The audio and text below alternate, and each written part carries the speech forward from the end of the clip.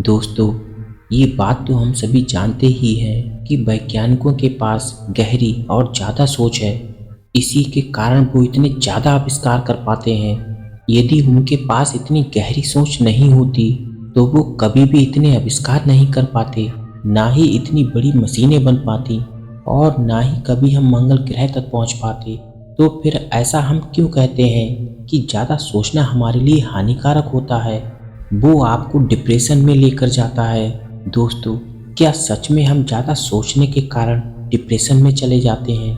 क्या हमें ज़्यादा नहीं सोचना चाहिए? यदि ऐसा है तो हमारी दुनिया के वैज्ञानिक इतने आविष्कार नहीं कर पाते, इतनी खोजें नहीं कर पाते। अब सवाल ये उठता है कि आप किस विषय के बारे में सोच रहे हैं, किस विषय में आपकी सोच ज़्यादा गहरी होती है। आप एक नदी को देख लीजिए। जब एक नदी एक धारा में बहती है, एक दिशा में बहती है, तो कितने लोगों का उद्धार करती है। और वही नदी यदि अलग अलग दिशाओं में बहने लग जाए, तो वही नदी विनाशकारी बन जाती है। उसी प्रकार हमारी सोच होती है। हमारी सोच का सही नज़रिया और सही मूल्यांकन बहुत ज़रूरी होता है। नहीं तो यही सोच हमारे लिए आत्मघाती बन जाती है। यही सोच हमारे लिए नुकसानदायक बन जाती है। तो दोस्तों, आज की जो बौद्ध कहानी मैं आपको सुनाने वाला हूँ, इस कहानी में आपको सही नज़रिए से सोचने का एक तरीका मिलेगा, एक विधि मिलेगी। उसके बाद आप ज़्यादा सोचने के कारण कभी परेशान नहीं होंगे, बल्कि यही सोच आपके लिए ताकत बन जाएगी। तो चलिए दोस्तों, कहानी को शुरू करते हैं। एक बार की बात है, एक गांव में एक सोहन नाम का एक लड़का रहा करता था। ये बात उस समय की है जब हमारे पास उतने ज़्यादा संसाधन नहीं हुआ करते थे। जब भी किसी गांव के एक आदमी को शहर जाना होता था, या तो वो किसी बैलगाड़ी में बैठकर शहर जाता या तो पैदल ही जाता। सोहन को भी 5 से 6 बार अपने गांव से शहर की ओर पैदल ही जाना होता था। सोहन अपनी माँ के साथ रहा करता था। उसके पिताजी की मृत्यु काफी पहले हो चुकी थी। सोहन छोटा मोटा कारोबारी था, लेकिन वो शहर जाकर अपना कारोबार करता था। जब वो गांव से शहर को जाता तो उसे पैदल ही जाना होता, इसीलिए उसको आने जाने में 5 से 6 दिन लग जाया करते। और सोहन जब शहर जाता और 5 से 6 दिन में वापस आता, तब तक उसकी माँ बहुत ही चिंता किया करती, क्योंकि सोहन बहुत ही शरारती और आक्रामक प्रवृत्ति का व्यक्ति था। उसको सच बोलने की आदत थी। इसी वजह से उस गांव में उसके बहुत सारे दुश्मन भी बन चुके थे। जब वो सच बोलता था तो लोगों को अच्छा नहीं लगता था। सोहन के सामने जब कुछ गलत होता था तो वह अगले आदमी को सब कुछ सीधा सीधा बोल देता था। तब सोहन उस आदमी को अपनी गलती का एहसास कराता था। और इसी आदत की वजह से उसकी माँ बहुत ही परेशान रहा करती कि कहीं मेरे बेटे के साथ कुछ गलत ना हो जाए। और जब सोहन गांव से शहर जाता था तो उसकी माँ इसी चिंता में डूबी रहती और यही फिक्र करती रहती कि कहीं उसके बेटे के साथ कुछ गलत ना हो जाए। ऐसे ही सोहन एक बार कारोबार के सिलसिले में गांव से शहर गया हुआ था। तभी गांव के अंदर किसी ने ये अफवाह उड़ा दी कि सोहन की घोड़ा गाड़ी पलटने के कारण उसकी वहीं पर मृत्यु हो गई। सोहन के जो दुश्मन थे, उन्होंने ही ये बात पूरे गांव में आग की तरह फैला दी। और ये बात जब उसकी माँ को पता चलती है तो उसकी माँ ये बात सुनकर वहीं पर बेहोश हो जाती है।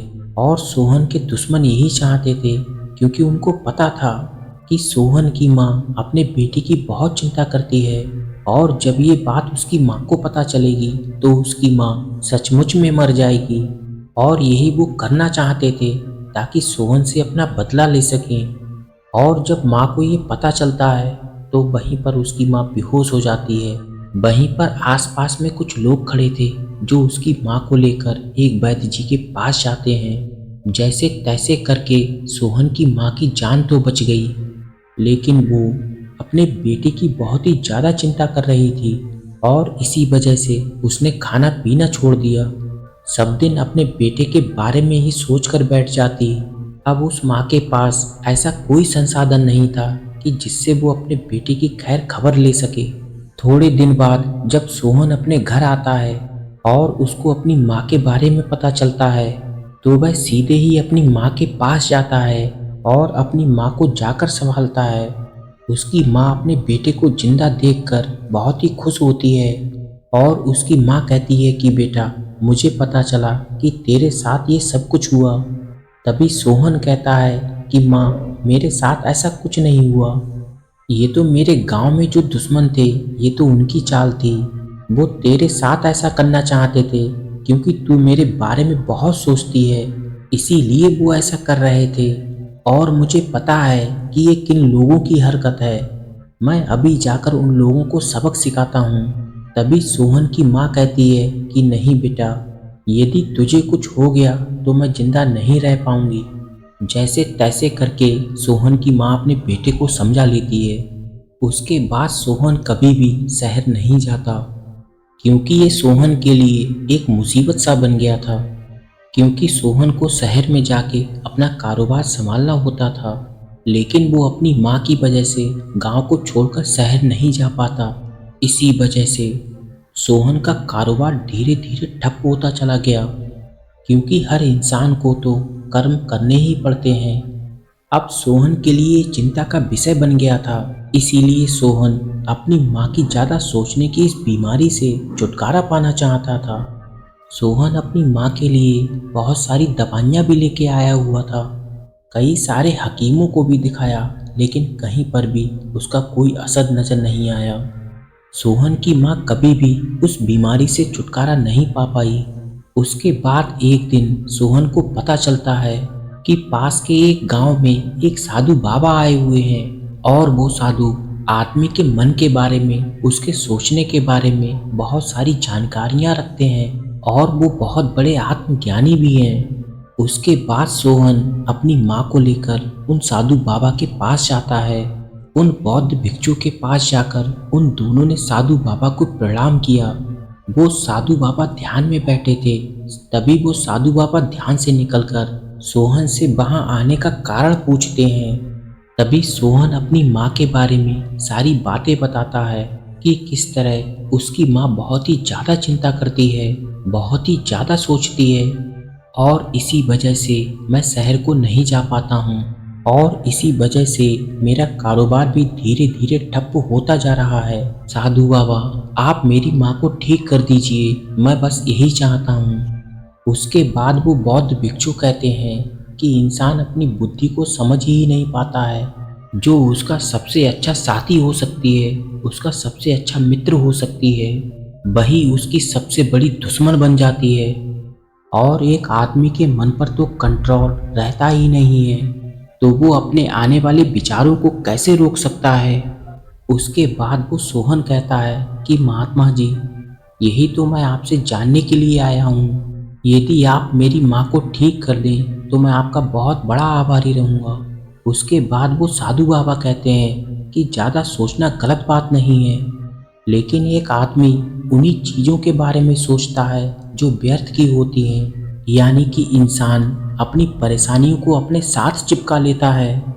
जिन बातों का कोई मतलब नहीं होता, वो उन्हीं बातों के बारे में ज़्यादा सोचता है। आज मैं तुझे ऐसे 5 सूत्र बता रहा हूँ जिससे तुम्हारी माँ ज़्यादा सोचने की बीमारी से छुटकारा पा लेगी।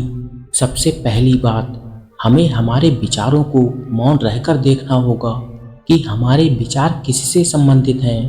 हमारे मन में उठने वाले विचारों को यदि हम सही से देख लेते हैं और हम ये भी देख लेते हैं कि हमारे मन में उठने वाले विचारों का आखिर क्या मतलब है और वो विचार कहाँ से आ रहे हैं, क्योंकि जो विचार हमारे अंदर उठ रहे हैं वो हमारा स्वभाव होता है, और जैसा ही स्वभाव हमारा होता है वैसे ही विचार हमारे अंदर उठ रहे होते हैं। और यदि हम सही तरीके से अपने विचारों को देख रहे हैं, इसका मतलब कि हम अपने स्वभाव को देख रहे हैं। इसीलिए हमें मौन रहकर अपने विचारों को देखना होगा। ये देखना होगा कि ये विचार कहाँ से आ रहे हैं और इन विचारों के उठने का क्या मतलब है। यदि ये सब हम देख पाते हैं तो ज़्यादा सोचने की आदत को थोड़ा कम कर सकते हैं। उसके बाद वो बौद्ध भिक्षु कहते हैं कि दूसरा सूत्र है, एक काम करो और उसी पर पूरा ध्यान लगाओ। दूसरी तरफ इधर उधर ध्यान मत लगाओ। जो वर्तमान में काम कर रहे हो उसी पर ध्यान लगाने का उसी पर मन लगाने का चेष्टा करो। जब तुम पहली बार ऐसा करोगे तो तुम्हारा मन भटकना बंद हो जाएगा। भटकेगा थोड़ा बहुत जरूर, लेकिन जब तुम्हें पता चले कि तुम्हारा मन इधर उधर भटक रहा है तो वापस से उसी काम पर अपना मन लगाओ। धीरे धीरे आपका यही स्वभाव बन जाएगा। उसके बाद आपका मन कम भटकेगा।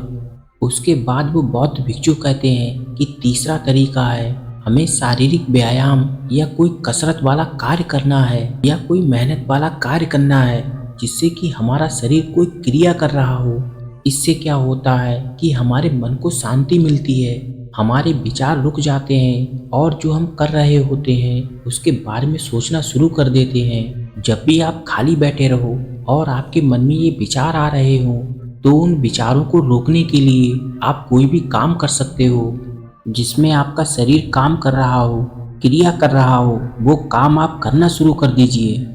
इससे क्या होगा कि आपके मन में जो विचार उठ रहे हों वो विचार रुक जाएंगे और आप जो कर रहे होंगे उनके बारे में सोचना शुरू कर देंगे। इसके बाद वो साधु बाबा अगली विधि बताते हुए कहते हैं, हमें कोई ऐसी ठंडी चीज़ खानी चाहिए जिससे कि हमारा दिमाग ठंडा रहे, जैसे कि नारियल का पानी, ठंडा जूस, फल फ्रूट्स, हरी सब्जियां। ऐसी चीज़ें हमें खानी चाहिए जिससे कि शरीर में ठंडक पैदा हो रही हो। इससे क्या होता है कि हमारा दिमाग ठंडा बना रहता है और हम किसी चीज़ के बारे में ज़्यादा नहीं सोचते।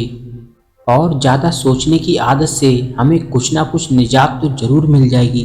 दोस्तों, हम भी अपने आसपास देखते हैं कितने ही लोग चिंताओं में पड़े रहते हैं, कितने ही लोग डिप्रेशन के शिकार हो जाते हैं।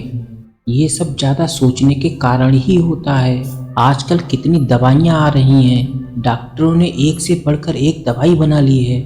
जरा सोचिए कि आप किसी भी दवाई से अपने ज़्यादा सोचने की आदत को कम कर सकते हैं। दवाई लेने से आपको थोड़ी देर तो आराम मिल जाएगा, लेकिन आप उसका परमानेंट सॉल्यूशन नहीं दे रहे हैं। आप अपने शरीर को गोलियां देकर और भी ज़्यादा प्रॉब्लम खड़ी कर रहे हैं। आप थोड़ी देर के लिए तो शांत हो जाएंगे, लेकिन आप हमेशा ही उन गोलियों पर निर्भर नहीं रह सकते। आखिर कितने दिन तक गोलियां लेंगे? वो तो एक तरह का जहर है। एक समस्या सही करेगा तो दूसरी समस्या आपके शरीर में डाल देगी। ज़्यादा गोलियां लेना कोई अच्छी बात थोड़ी ही ना है।